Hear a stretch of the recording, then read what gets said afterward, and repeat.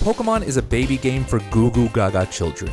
But imagine, someone comes up to you, puts a real-life Hoenn heater to your head, and says, beat this game with my arbitrary rule set that inflates the difficulty or your brain gets fainted all over the wall while your loved ones watch. Would you be able to clutch up? Well, I found out I couldn't, as I got fainted 12 times, making this run lucky number 13. This is Pokemon Roulette. Now this is a hardcore Nuzlocke, but I have a few additional rules. First, I can only ever have 6 Pokemon at a time. If I want something new, I have to release a Pokemon on my team. Second, if a Pokemon on my team dies, or I release it, I have to spin the wheel, which has a 1 in 6 chance of ending my run immediately. Lastly, I'm using rare candies to get to the level cap, but I can only use them when I'm actually at the gym lead. Now with that out of the way, let's begin. I start my run naming my characters, then skipping everything to get to my starter, Mudkip. Every run before this, I've rotated starters, but Mudkip is by far the best Pokemon to pick for this run. After saving Birch, I go start beef with his daughter, then meet up with my estranged deadbeat dad, who wants me to look after his affair child. I help the kid capture his first friend and then bid him a goodbye. Along the way, I also capture my first friend, a Lotad. I accidentally turn my Petalburg Woods encounter into Ortolan, and after stepping into Rustboro, I take a second to check my feint list. My first target is the gym leader, Bridget the Boulder. Good thing Lotad, who evolves into a Lombre, makes this fight easier than beating up actual children. Not that I would ever do that, of course.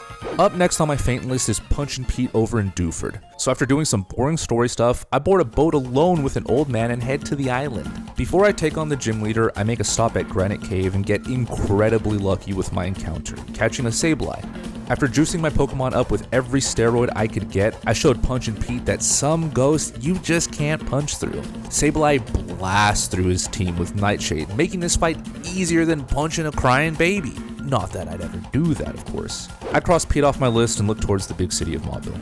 Now, Mauville Mike represents the first actual challenge on my road to salvation, as his Voltorb loves the boom, which could easily take out one of my Pokemon if I'm not careful. And at this point, I only have like 4 of them.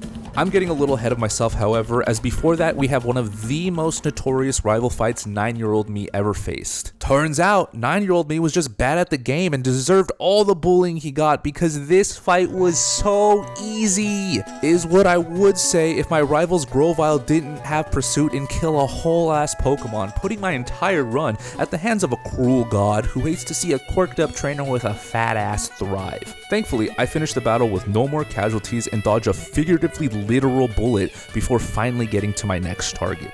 Also, in the time it took to get here, I get a Shedinja who's going to be pivotal in the upcoming battle. Mike's Voltorb is faster than any of my Pokemon and knows Self-Destruct, Spark, Shockwave, and Rollout. Self-Destruct can basically kill any of my Pokemon except Shedinja due to Wonder Guard, so by leading with Shedinja, I force Voltorb to use Rollout, the only effective move against it, allowing a free switch to Marshtomp, letting me safely KO the only real problem on this team.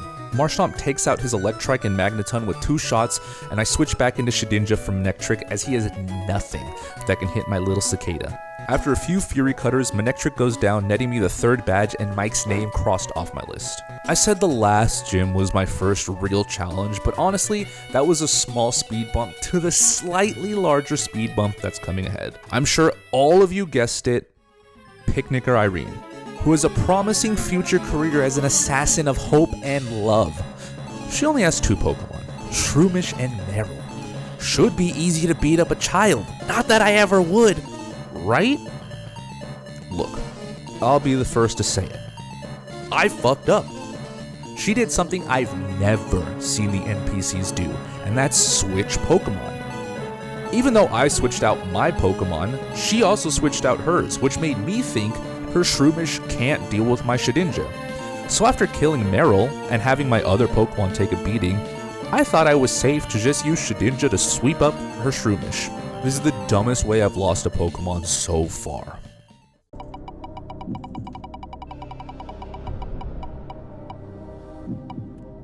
Still alive. Still alive. After this, still dejected, I catch a freaking Meryl or whatever and walk into a dumb party that I wasn't flipping invited to. So I climb this stupid freaking volcano or whatever, intending to throw myself into the lava when Maxi ruins the moment. Now this fight has killed previous runs and I was really hoping that wouldn't happen this time. Mighty Anna is the biggest problem. You wouldn't think so, but Intimidate lowering attack, the amount of times Sand Attack made me miss, my move's not really doing a whole lot of damage to the dog. Made for a battle where nearly my entire team got into low health because I couldn't deal with the damn dog. Eventually, we take it out back with a mud shot and the rest of the team is easy enough to wipe. Lava-filled dreams forgotten, I take a step off the mountain and head towards my next target, Fire Red. Over in the Lava Ridge gym, I juice up all my friends again with happy pills and start the showdown. Having both Marshtomp and Azurill for this fight is like putting pro athletes against a school league.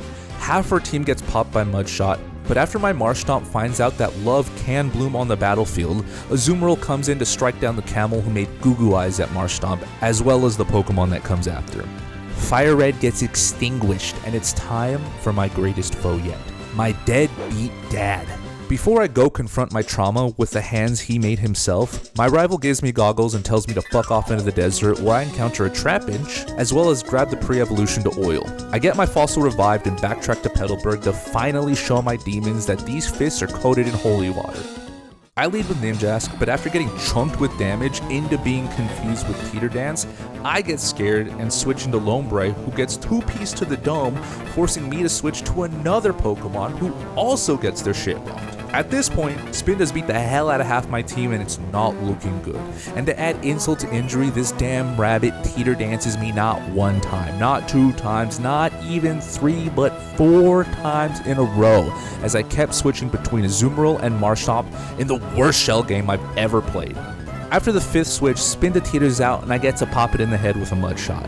1 Pokemon down, but 5 of my team members were damaged from this 1 Pokemon. Next out is Vigoroth, who likes to fish for crits with Slash. Marshtomp stays in and Mudshot downs it to the yellow. Now at this point, I could have switched to another Pokemon to maybe get the kill, but for some reason, I thought 1 more Mudshot's gonna do it. It didn't, and that mistake cost me my Marshtomp. Putting aside the pain of watching my deadbeat dad shoot and kill my starter for later, I send in Azumarill and hit one of the riskiest plays in this entire run.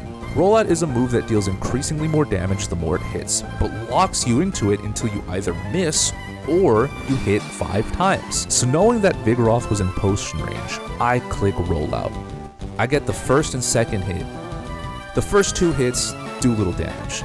The third hit knocks Vigoroth down to the yellow. Now if my next shot misses, I lose a turn and Vigoroth could potentially kill me with a crit slash. And so with bated breath, I watch as the 4th rollout winds up and hits a nasty crit, killing Vigoroth smooth like. Up next, my deadbeat dad sends out Lanoon, who uses Belly Drum as soon as it gets in, raising its attack all the way to the max at the cost of half its health. That, along with its speed and stab boosted Facade, would wipe through my entire team, ending this run.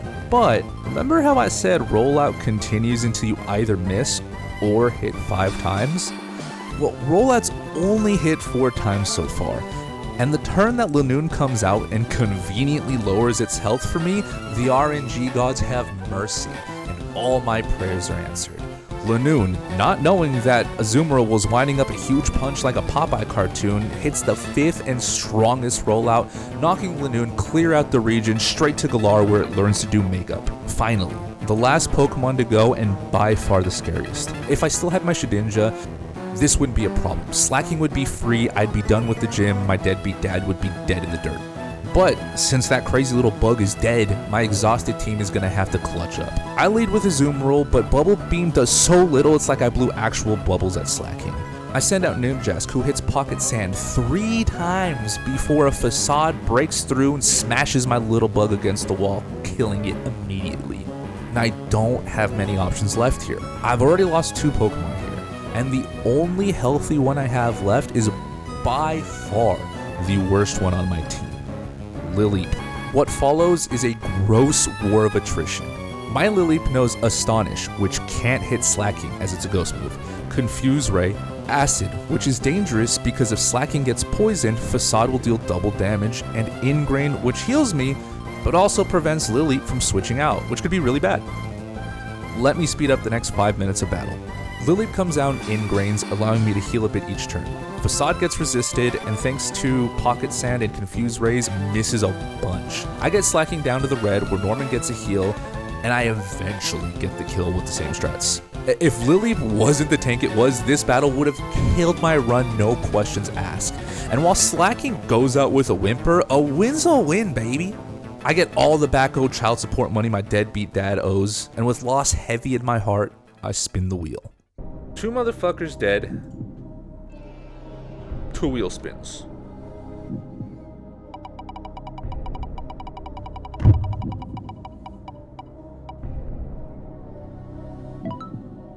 That's 1. Okay.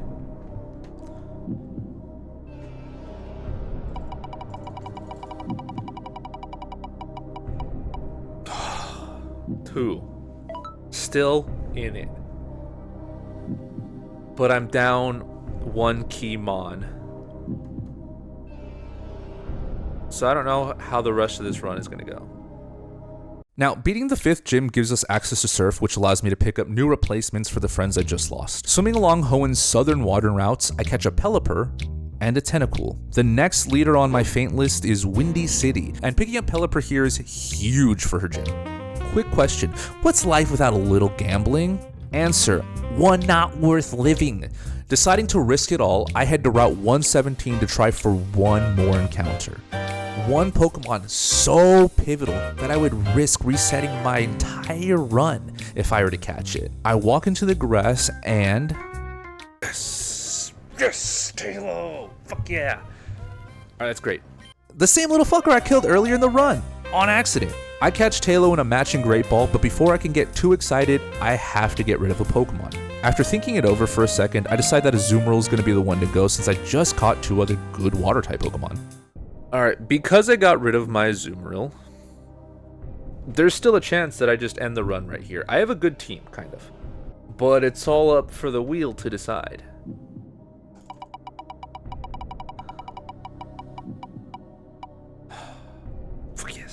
Yes. Before we can get to Fortree, we have to check the weather. Oh look, cloudy with a chance of death. After completing the Weather Institute, you get Castform, which normally is just a bad Pokemon. But here, it's a figurative bullet added to the proverbial gun, forcing me to spin the wheel since I have to release it from my box. I have a pretty good team, and I would hate to lose it so far into the run because I have to get rid of the Castform.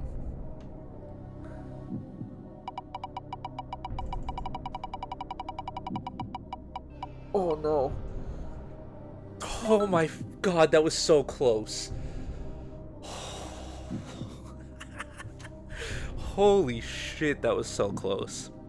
Oh my god. Now, most of the gyms I've battled so far have been pretty easy. None of the trainers had really stood a chance to my team. But here, at the Fortree gym, they promised the first ass whooping is free with an appointment. After walking straight into my 10 a.m. with these 2 lovely trainers, I realized they weren't kidding about the ass whooping, and after nearly taking out my Pelipper, the duo focuses down my Trapinch, and just like that, my dream of teaching a dragon fly, gone. Now getting beaten up isn't fun anymore. Luckily, I got something better than a gun, a Swellow with Facade. I send that crazy fucker out and I let that bird sing. After a quick spin on the wheel, I continue on to fight Windy City. It's not much of a fight though, as Pelipper just rips through her team with a combination of Ice Beam and Shockwave, leaving no witnesses behind. After grabbing the 6th badge, I fly to Dewford to establish plausible deniability for my Pelipper, along with catching a Magikarp to fill the Trapinch-sized hole in my heart. After skipping through all the boring story stuff, I'm here on the lovely island of Mossdeep, ready to take on the 7th gym leaders. Remember how I said that I would never beat up a child? All rules go out the window for these 2 demons in the form of kids, as Ornstein and Smo are up next on my list. I shoot up my Pokemon with more steroids than I've ever dumped into them before, and my team of 5 is ready. Wait, 5? What happened to the Magikarp that replaced the Trapinch-sized hole in my heart? 4? Oh my god. Oh no! What a stupid fucking mistake. I'm gonna be pissed if this kills me. If this is what kills me.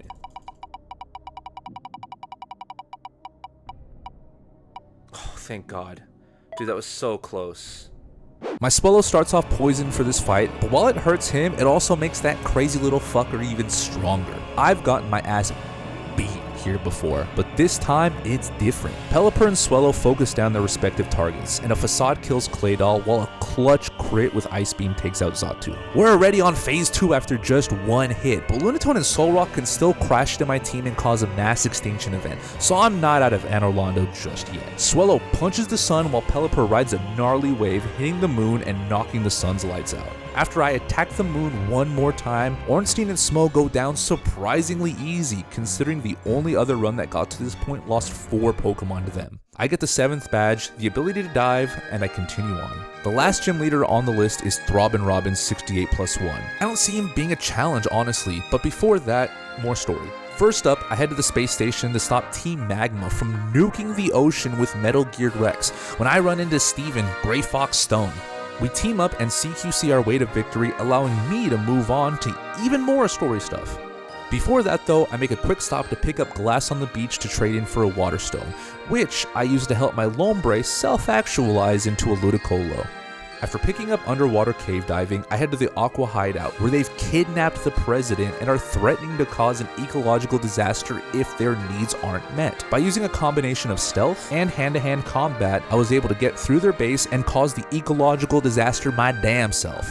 Over in Pseudopolis, I continue the hunt for the last gym leader on the list, but I get into town at just the wrong time, as it was the annual world-ending competition. It wasn't until the mayor came back and disqualified both participants that the gym could open up, and I would finally be able to deliver the 3-piece combo that was ordered up. What follows is a disgusting display that many deem too graphic to watch. If you're sensitive to gratuitous violence, then please close your eyes. I lead with that crazy little fucker Swellow, and at that moment, the battle ends.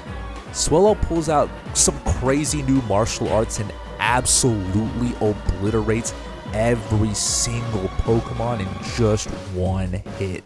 They still talk about this in Pseudopolis to this day, about how Throbbing Robin got whacked by a bird.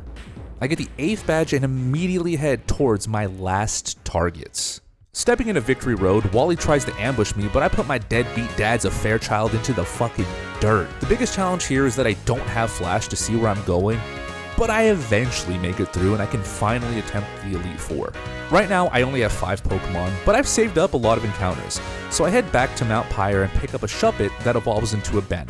Now with a full team pumped to the gills with the best drugs money can buy, I step into the arena, ready to let it rain down on Elite 1. Last time I got this far, I lost it all right at the end, so here's fucking hoping. I should be able just to sweep through. Oh, Mightyena, I shouldn't have led with this. I think even at -1, I'm still strong enough to Facade through everything.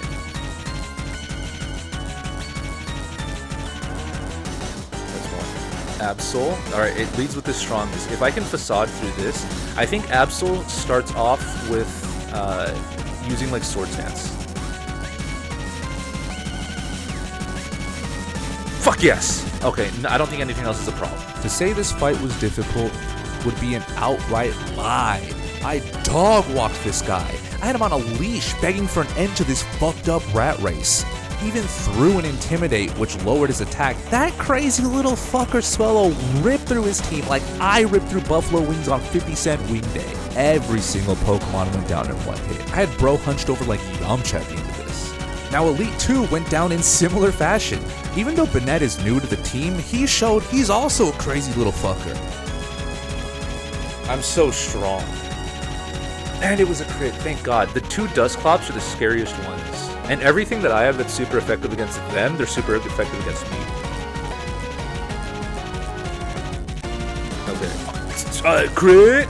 Alright, second Banette. Bum, bum. You came at the right time.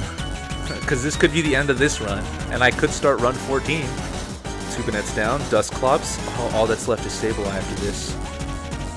Shadow Ball.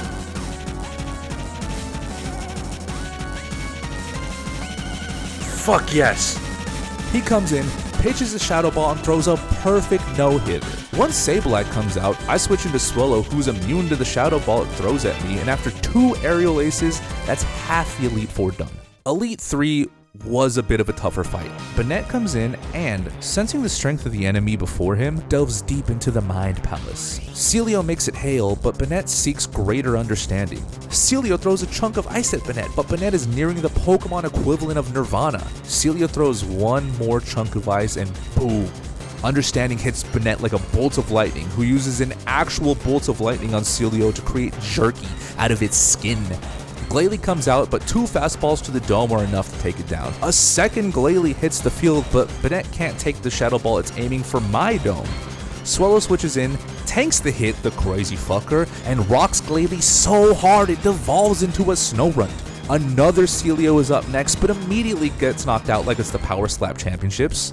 And finally, Walrein the Ace comes out, and no matter how much of a crazy motherfucker Swellow is, 1 hit is all it would take to knock it down. So after a bit of thinking, I decide my best play is to send out the Water-type Pokemon with mostly water moves that are only half effective to fight Walrein. See, my other Pokemon would just get destroyed here if they got hit by an Ice Beam or a Body Slam, but Tentacruel is a little tentacle tank.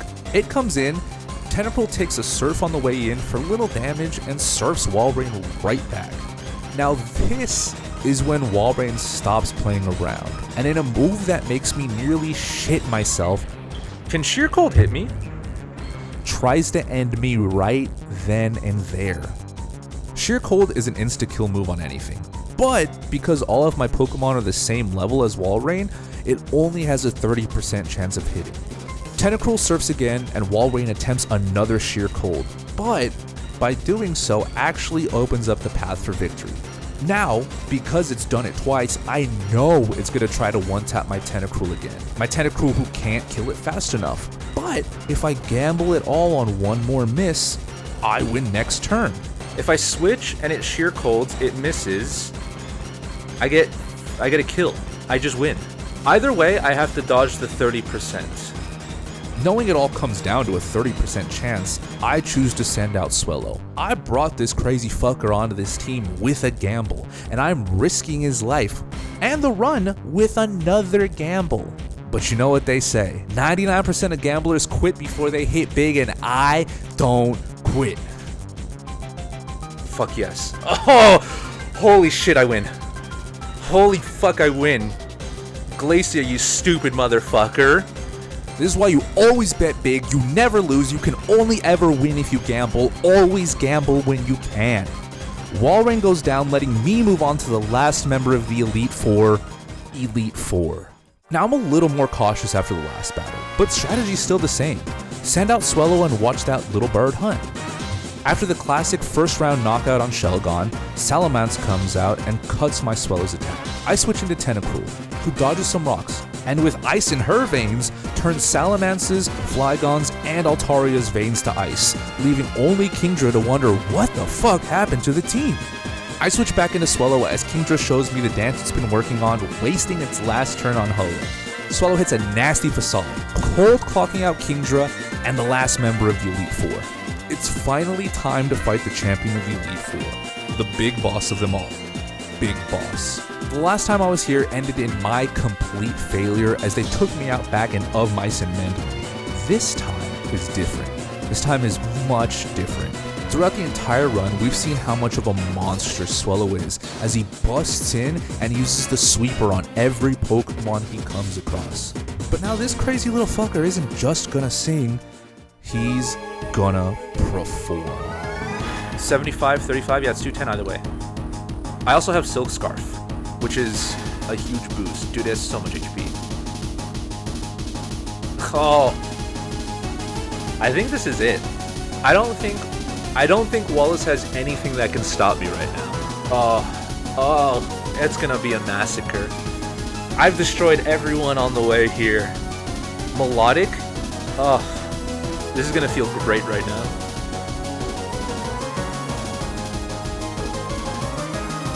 Eat fucking shit, Milotic. Facade on the Ludicolo. This is already farthest that I've got. Whiscash. I don't think Whiscash has shit. It just has high health. I don't think it has high defense or anything. No deaths either. Oh, I'm intimidated. That is scary. I think even through Intimidate.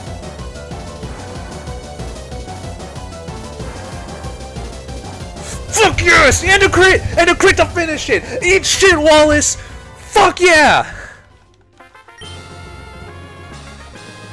Fuck yes! Finally! Fucking finally! 8 years of my life, lost the house, lost the wife, lost the kids, but I beat the shit out of Wallace. After an incredible display from Swellow, a clean Elite 4, and 13 runs, I can finally leave the dungeon with my Shroomish and escape from this fucked up rat race.